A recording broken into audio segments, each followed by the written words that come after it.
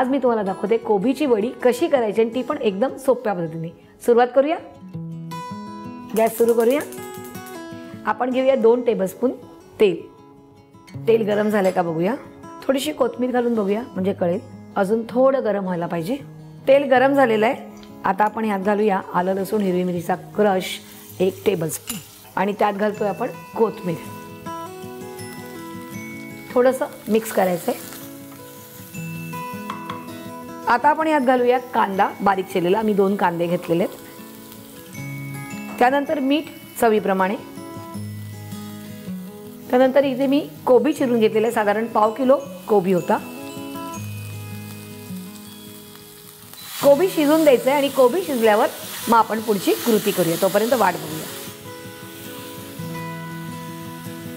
कोबी थोडा शिजलेला आहे। आता आपण काय करायचंय, इथे मी चण्याचं पीठ घेतलेलं आहे, साधारण 7 ते 8 टेबलस्पून ते घालूया।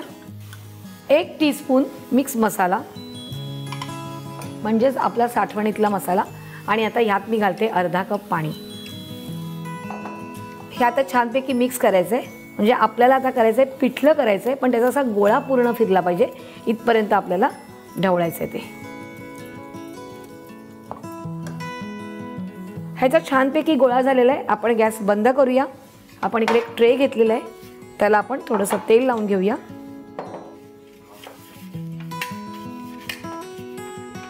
आणि आता हा पूर्ण गोळा आहे तो आपण ह्याच्यामध्ये घालायचा आहे आणि छानपैकी असं थापून घ्यायचं आपण। आणि आता एक 10 मिनिटं वाट बघायची आपल्याला, कारण हे पूर्णपणे थंड झाल्याशिवाय आपण ह्याची वडी फ्राय करू शकत नाही। त्यामुळे थंड होईपर्यंत वाट बघायची। मिश्रण थंड झालेलं आहे। आपण आता ह्याच्या वड्या पाडून घेऊया, पण त्याच्या अगोदर मी काय करते, तेल गरम करून घेते। आपण एक फ्राय पॅन घेतलेला आहे इकडे, यात आपण तेल घालूया। तोपर्यंत तेल गरम होईल आणि आता आपण हे कट करूया।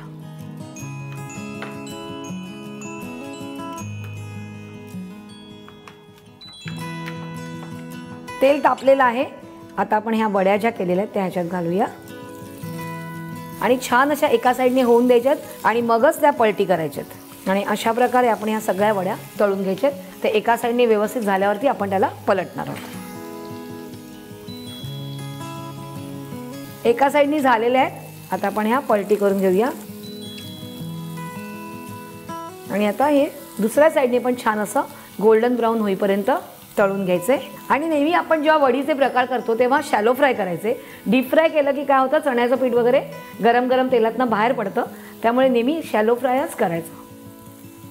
या दोन्ही साईडनी झालेल्या आहेत। आता आपण हे काढून घेऊया आणि या थोड्याशा खरपूसच भाजायच्यात, तेव्हाच छान लागतात आणि गरम गरम खायला तर खूप मजा येते। म्हणजे कोबीची भाजी ज्यांना नाही आवडत आहे त्यांना ही वडी नक्की आवडणार आहे। तुम्ही ही करून बघायची आहे वडी नक्की। आणि रुचकर मेजवानीला लाईक, शेअर आणि सबस्क्राईब करायचं आहे।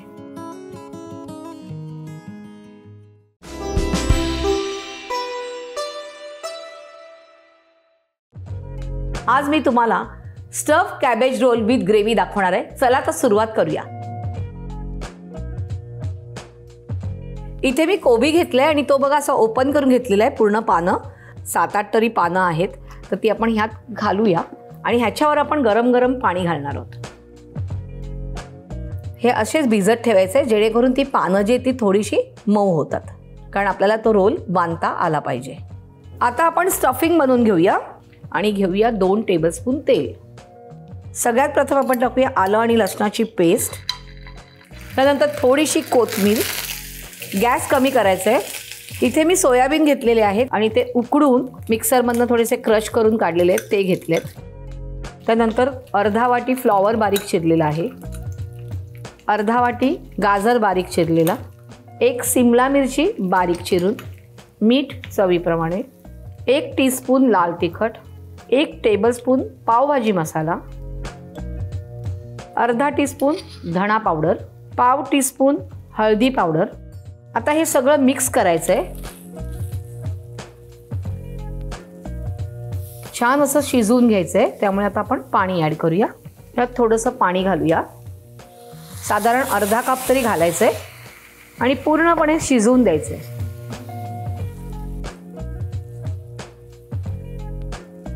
झाकण देऊया आणि हे शिजेपर्यंत वाट बघूया।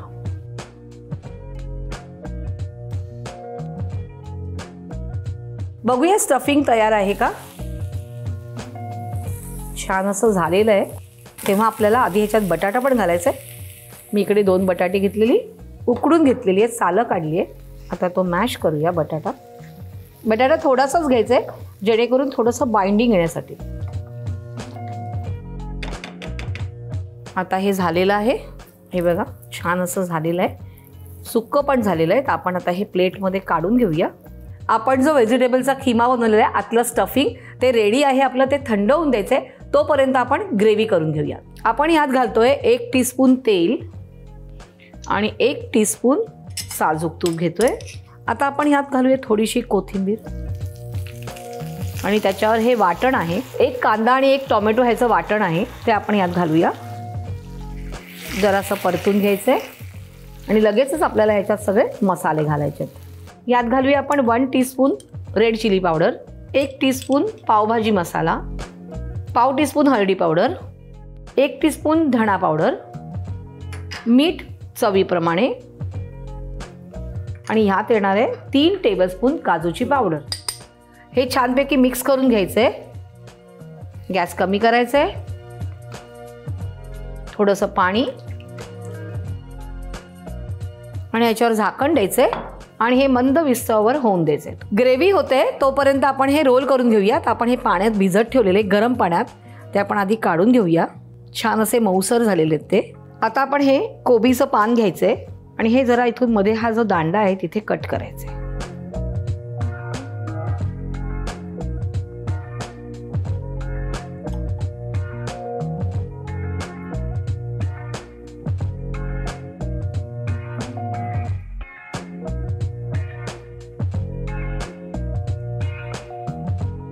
बघूया ग्रेव्ही तयार आहे का. छानपैकी तेल तूप सुटलेलं आहे. ग्रेव्ही तयार आहे. अगदी पातळ ही ग्रेव्ही नाही करायची, अशीच ठेवायची आहे. गॅस बंद करायचा आहे. Stuff cabbage roll with gravy तयार आहे. ते मस्तपैकी मी सर्व करणार आहे.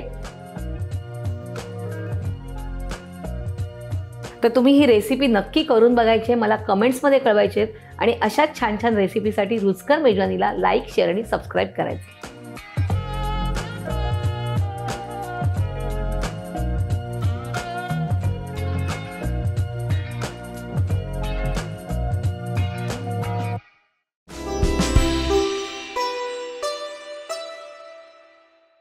आजची आपली रुचकर मेजवानी आहे कोबीचा पराठा.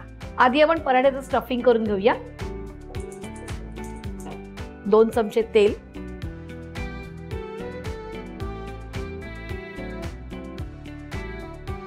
तेल गरम झालेलं आहे. आपण यात अर्धा चमचा राई, त्यानंतर 2 हिरव्या मिरच्या कापून घेतलेल्या, अर्धा चमचा हळदी पावडर,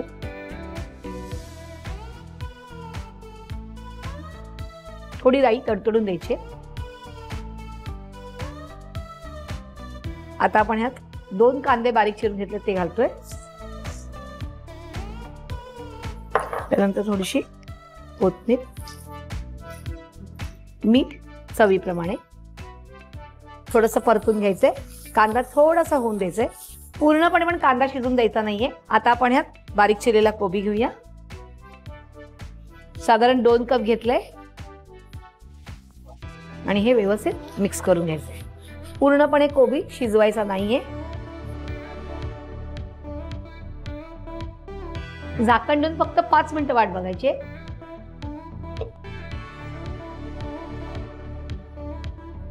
स्टफिंग झालंय का बघूया. स्टफिंग तयार आहे. गॅस बंद करायचंय. खाली उतरून घ्यायचंय. व्यवस्थित हलवून घ्यायचं. हे थोडी वाफ जाऊन द्यायची आहे. आता आपण ह्याच्यामध्ये चीज किसून घालायचंय.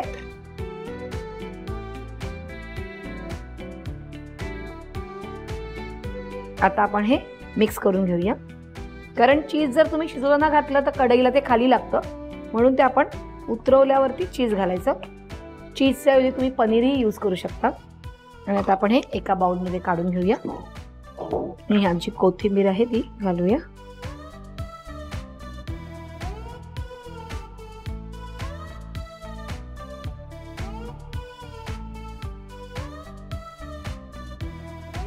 आता हे जे स्टफिंग आहे ते आपण थोडंसं थंड होऊन देऊया, एक 5 मिनिटं वाट बघूया. आपलं सारण थंड झालेलं आहे.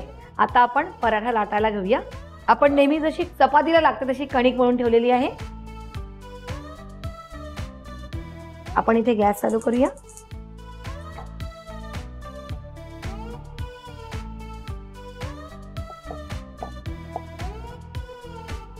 छान असा गोल पोळी आपण लाटून घ्यायची.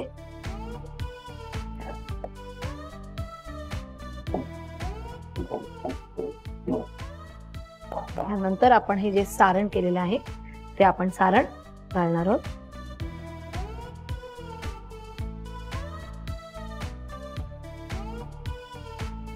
आणि नंतर फोल्ड करायचे, इथून फोल्ड करायचे. अगोदर व्यवस्थित दाबून घ्यायचे की त्यातली हवा निघून गेली पाहिजे. त्यानंतर थोडंसं पीठ घेऊन लाटायचंय, थोडासा हलका लाटायचंय.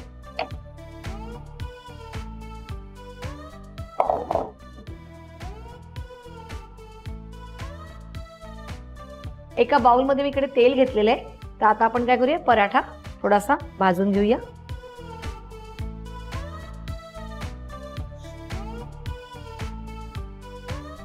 हा एका साईडनी होतोय तोपर्यंत आपण दुसरा पराठा लाटून घेऊया.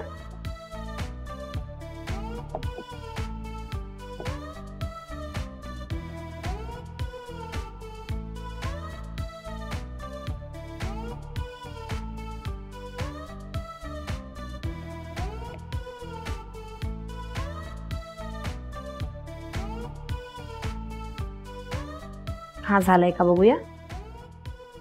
एका साईडनी झालंय. थोडंसं पुन्हा तेल टाकूया आणि व्यवस्थित दोन्ही साईडनी खरपूस पराठा भाजून घ्यायचंय.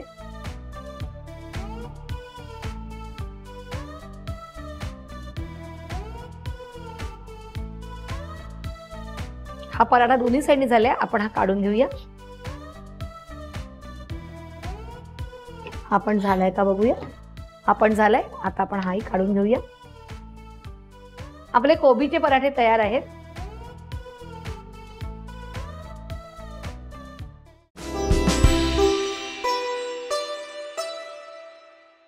आज आपण बनवूया चायनीज पकोडे.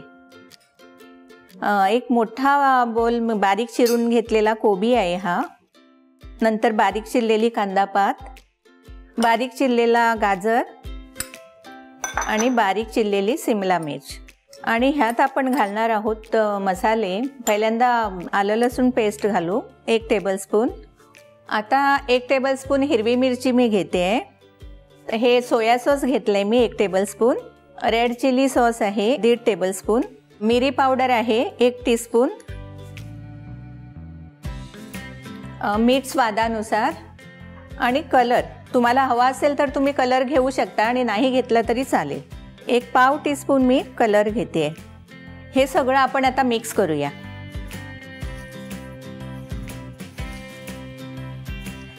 हे मिक्स केल्यानंतर ह्यात पाणी सुटतं. तर ह्याच्यात आपण आता 4 टेबलस्पून मैदा घेऊया. 4 टेबलस्पून मैदा आणि 2 टेबलस्पून कॉर्नफ्लॉवर.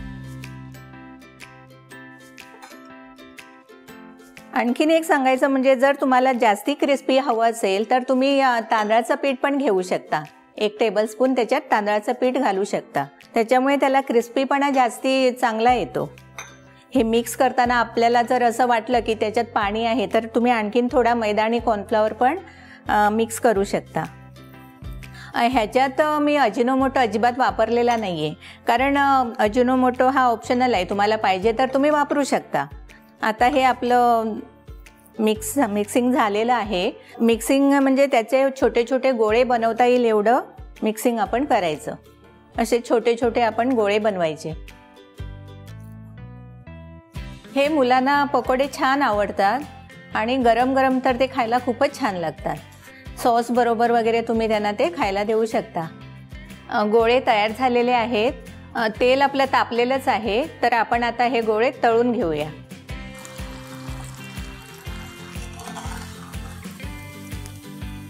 हे थोडेसे व्हायला पाहिजे.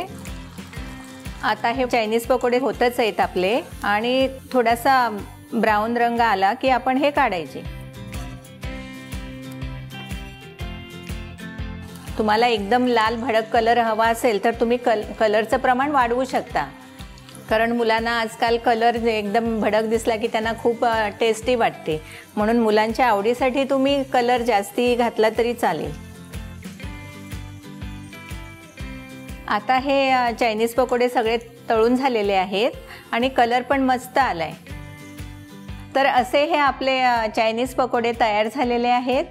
हे पकोडे तुम्ही टोमॅटो केचप किंवा शेजवान चटणी बरोबर पण खाऊ शकता, किंवा असे खाल्ले तरी चालेल, खूप छान लागतात ते. आता हे पकोडे तुम्ही घरी ट्राय करा.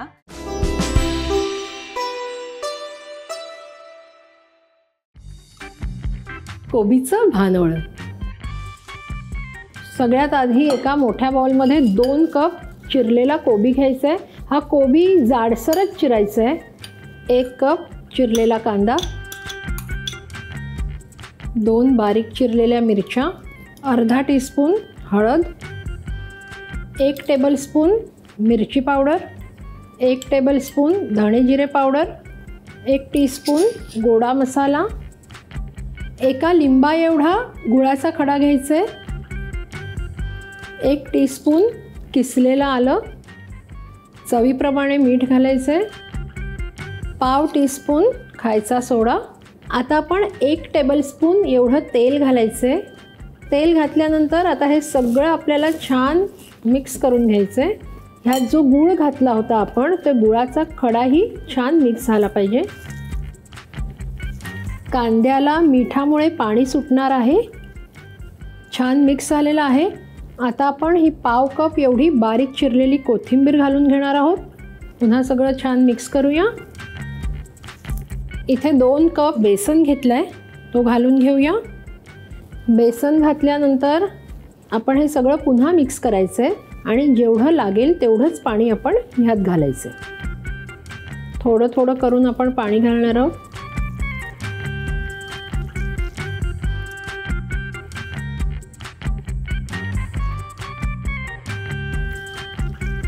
आपलं बॅटर रेडी आहे. कन्सिस्टन्सी तुम्ही बघू शकता.